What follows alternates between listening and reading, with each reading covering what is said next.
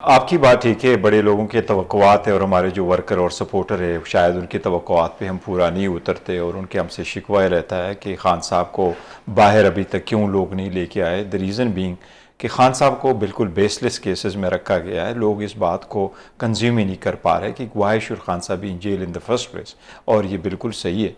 लेकिन जहाँ तक तहरीक चलाने का ताल्लुक है तो देखो, खान साहब के लिए और खान साहब ने अपने रिहाई का जब जब कोई जिक्र किया है तो हमने तहरीकें सारी चलाई है, सारी असीरान की रिहाई के लिए और खान साहब की रिहाई के लिए। उसमें हमने रैलीज भी की हैं, जलसे भी किए, जुलूस भी किए, धरने भी की भी कोशिश की है, इस्लामाबाद भी आए, 26 नवंबर का भी वकूआ हुआ, तो हर किस्म की हमने कोशिश की है।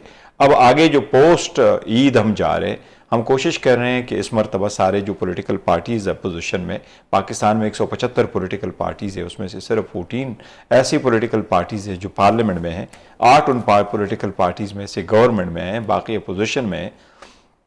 हम इन सब को मिला के एक ऐसी तहरीक चलाना चाहते हैं जो मिनिमम एजेंडा पे हो। फॉर इंस्टेंस इसमें असीरान की रिहाई भी हो, लेकिन वोट आपका चोरी ना हो, आज़ाद अदलिया हो, पार्लियामान मजबूत हो, इदारे अपने हदूद में रहे। इसके लिए एक तहरीक चलाना चाह रहे हैं कि सब मिलकर के एक तहरीक चलाएं और पाकिस्तान को हकीकी जमहूरियत की तरफ हम ले जाए। तो इंशाल्लाह बहुत जल्द ऐसे तहरीक चलाएंगे जिसमें से खान साहब की रिहाई भी मुमकिन हो जाएगी इंशाल्लाह ताला, और पाकिस्तान की जो जमहूरियत है वो मज़ीद मजबूत होगी। तो सर अभी ये कहना फिर हम क्या समझें कि अभी तक कोई स्ट्रेटजी नहीं है पीटीआई के पास? नहीं, देखिए, पाकिस्तान तहरीक इंसाफ स्ट्रेटजी बनाती है, हमारी पॉलिटिकल कमेटी है, हमारी लोग कोर कमेटी है, हम खान साहब के साथ मिलते हैं। जो भी स्ट्रेटजी हम बनाते हैं खान साहब के हिदायत के मुताबिक, खान साहब के परमिशन के मुताबिक, उनके इंस्ट्रक्शन के मुताबिक उसको आगे लेके चलते हैं। अब नेक्स्ट जो हमारी स्ट्रेटजी है वो अलायंस को साथ मिला के, पॉलिटिकल पार्टीज़ की अलायंस बना के, उस अलायंस के प्लेटफॉर्म से हमने आगे के स्ट्रगल करना है। हम देखते हैं आगे की तरफ। अलायंस तो आपके साथ मिले हुए हैं, अगर हम महमूद खान चकज़ई की बात करें, हम खाकान साहिब की बात करें,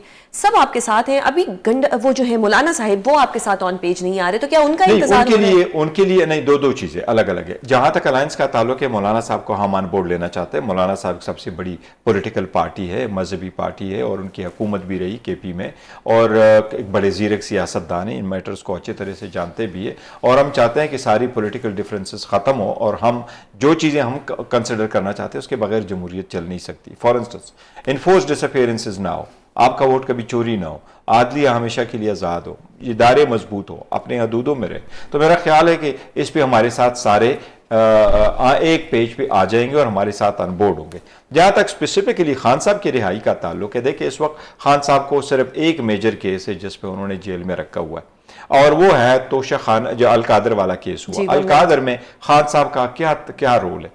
वो बेनिफिशरी नहीं है, उन्होंने पैसे लिए नहीं है, बल्कि करप्शन और करप्ट प्रैक्टिसेस पे खान साहब पे ये इल्ज़ाम ही नहीं है कि उन्होंने ये पैसे लिए और करप्ट प्रैक्टिस है, कमीशन लिए, पैसे लिए। इल्ज़ाम फ़कत ये था कि मिसयूज़ ऑफ अथॉरिटी है। उसमें तो बुशरा बीबी को क्यों जेल में रखा गया है, वो फ़कत इसलिए कि खान साहब पे प्रेशर डाले, वरना उसका तो दूर दूर तक उसके साथ ताल्लुक ही कोई नहीं है। एंड बीइंग अ ट्रस्टी, आप ओनर नहीं बनते, आप प्रॉपर्टी नहीं लेते, आप कभी इसके ओनर नहीं बनेंगे, आप कभी इसका बेनिफिट नहीं लेंगे। इसलिए ये बोगस केस है, और हमारा ये ख्याल है कि जब आज़ाद अदलिया के आज़ाद जजेस के सामने ये केस आएगा तो इंशाअल्लाह ताला ये ख़त्म होगा। तो हम अदालतों में भी स्ट्रगल कर रहे हैं, पार्लियामेंट में भी कम कर रहे हैं, और जदोजहद पॉलिटिकल भी इंशाअल्लाह कंटिन्यू रखेंगे। सही। तो सर मौलाना साहिब आपके साथ सड़कों पर आएंगे या नहीं?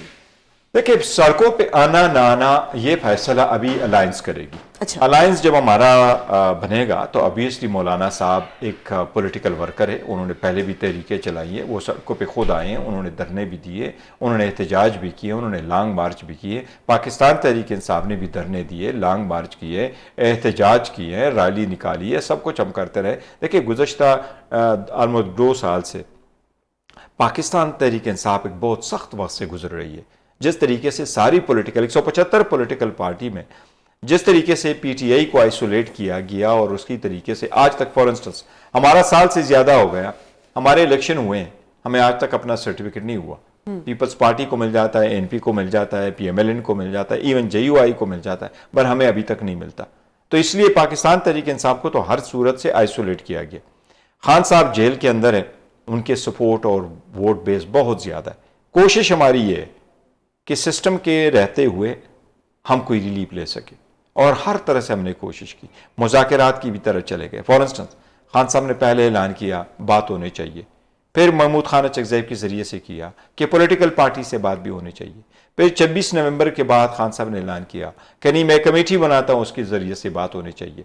तो हमने मुज़ाकरात के ज़रिए भी ट्राई किया, अदालतों के भी ज़रिए किया, रोड जो जितना भी हम इस्तेमाल कर सकते थे, जो लोगों को निकाल सकते थे, हमने वो भी किया। अब कोशिश करते हैं इंशाअल्लाह ताला के अलायंस के साथ मिल करके एक अच्छी तहरीक चलाई जाए। यानी कि अभी ये तहरीक चलेगी, और वो जो आप पहले हम सुन रहे थे कि ईद के बाद सड़कों पे पीटीआई आएगी, सड़कें गर्म होंगी, तो अभी तक वो स्ट्रेटेजी जो है वो पीछे रहेगी और अपनी नई स्ट्रेटेजी आएगी। Nothing is of the table, it's everything is on the table. और पॉलिटिकल लाइफ में, आप पॉलिटिकल स्ट्रगल में, ये आपका राइट है। स्ट्रीटों पे आना हम पहले भी गलत समझते हैं कि जिन पे गोली चलाई गई, जिन लोगों को मारा गया, जिनको रोका गया, शेलिंग कराई गई, किसी दुनिया में होता है कि आप इनोसेंट लोग पे, फैमिलीज पे, बच्चों पे, आम लोगों पे, निहत्ते लोगों पे आप गोली भी चलाए, आप शेलिंग भी करें, आप उनको रोके भी। जमहूरियत की हुस्न यही है कि आप जो जो कर सकते हैं आप कर लें। जो अवाम है वो सड़कों पर निकल आते हैं, मुंतखब नुमाइंदे वो ईवानों में एहतजाज करते हैं, सरकार के लोग होते हैं अपने दफ्तरों में एहतजाज करते हैं। पुरअमन एहतजाज हर शहरी का आईन के मुताबिक बुनियादी हक है। आप खुद बैरिस्टर हैं, आपको मालूम है ये बुनियादी हक है हर शहरी का। तो हमारा भी एक बुनियादी हक है। इल्जाम है कि आप पुरअमन नहीं रहते। नहीं, देखो, हमने कभी खान साहब ने 27 साल ये पार्टी इंसाफ के नाम ये पार्टी बनी। खान साहब को आज भी इंसाफ नहीं मिल रहा। हमने कौन सी चीज अपने लिए मांगा है? हमने कहा आजाद अदलिया हो। हमने ये नहीं कहा कि बेंच बनाओ और उसमें फलां फलां जजेस ना हो। हमने कहा आज़ाद अदलिया हो, और आज़ाद अदलिया के लिए कोशिश की। कौन सा खान साहब ने ये कहा है, अंदर आकर ये कहा कि जब भी मुझे खदशा हुआ है कि मेरे वर्कर सपोर्टर, मेरी रैली के लोग मुश्तैल हो सकते हैं, मैंने रैली कॉल अप की है। जब ये खदशा हुआ है कि मेरी रैली पे तशद्दुद हो सकता है, मैंने कॉल अप किया।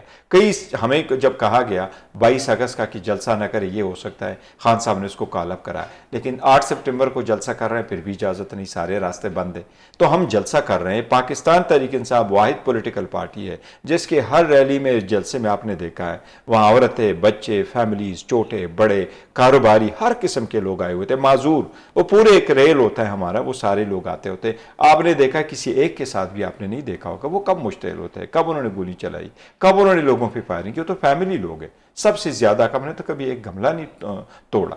तो लेकिन जो आप लोगों के ऊपर FIR होती हैं उससे तो आप लोग बहुत बड़े दहशतगर्द लगते हैं। और ये देखें, ये एक सिस्टम का, बिल्कुल एक सिस्टम की मैं समझता हूँ फेलियर है, सबसे बड़ा फेलियर है। और हमने अपने जो पुलिस फोर्स है उसको भी बड़ा ख़राब किया है कि आपने उसको इतना पोलिटिसाइज किया है। वो एक तोते की तरह उनको रटा पढ़ाया जाता है और वो सले आ जाते हैं कि आज ये लोग यहाँ मौजूद थे, और दिन दहाड़े टीवी के कैमरे लगे होंगे वहाँ के, और वो कहेंगे जी अब आपको लेके चलते हैं, यहाँ FIR रजिस्टर करते हैं, फलाने गोली चलाई, फलाने ये किया, सब कुछ झूठ।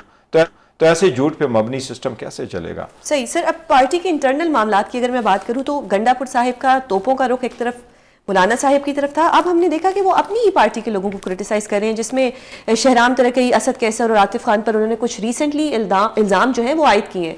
क्या बात कहेंगे आप? पाकिस्तान तहरीक इंसाफ के जो इंटरनल मामलात पे, इस पे मैटर ऑफ कंसर्न हमारे सबके लिए हैं। और जब इंटरनल मामलातों में तो हमेशा इस बात का कहता हूँ कि आप इंटरनल जो मामलात है वो इंटरनली रखें और पार्टी के प्लेटफॉर्म पे बात करें, आउटसाइड कोई ना करे। टीवी पे बात जहां तक अली अमीन साहब का ताल्लुक है तो उन्होंने पार्टी के लिए, KPK के लिए बहुत बड़ा अच्छा रोल प्ले किया और बेहतरीन कारकर्दगी दिखाई है, हर वक्त दिखाई है। एज ए पोलिटिकल वाहिद चीफ मिनिस्टर है KP का आज तक जिसने अपने पार्टी के डेफिसिट को सरप्लस में बदला है, और इसके पास वाहिद पार्टी जो इस वक्त 200 बिलियन के सरप्लस के साथ है। कोई ऐसी प्रोविंस इस वक्त नहीं है जिसके पास ये हो, तो बड़ा अच्छा काम करते हैं। अब देखिए, वो जब अगर पार्टी के वर्कर आपस में बात करते हैं, हमारी उन सबसे ये रिक्वेस्ट है, ये जो आपने जिसका जिक्र किया कि ये बातें हुई हैं, यस, ये कुछ चीज़ें मीडिया पे आई थी। हाँ, मीडिया पे चीज़ें आई थी। असद कैसर साहब ने मुझे फ़ोन किया था, वो लंदन में थे। मुझे तैमूर जगड़ा ने फ़ोन किया, वो अमेरिका में थे, और मैंने सबके साथ बात की है। फिर मेरी मीटिंग भी हुई है अली अमीन साहब के साथ। इंशाअल्लाह ताला आइंदा कोई ऐसी स्टेटमेंट बाहर नहीं आएगी, और जो भी उनकी कोई रिजर्वेशंस होगी हम पार्टी के प्लेटफॉर्म पर ही एड्रेस करेंगे।